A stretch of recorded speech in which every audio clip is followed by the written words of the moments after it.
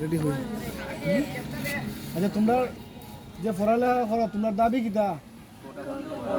কৌটা বন্ধ,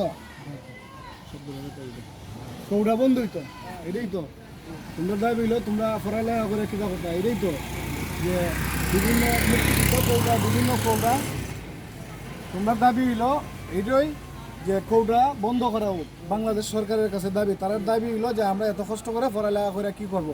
কারণ সময় মতো দেখা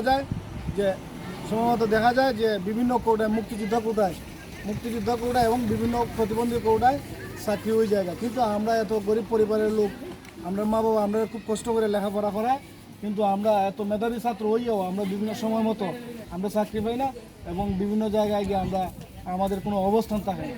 দেখা যায় বিভিন্ন কৌটায় চাকরি হয়ে যায়। তো তোমরা সবার দাবি হইলো সরকারের কাছে একটাই যে আমাদের কৌটা বন্ধ হোক। এটাই তো তোমরা কি চাও? তোমাদের দাবি কি? কৌটা বন্ধ হোক। ঠিক আছে, ধন্যবাদ।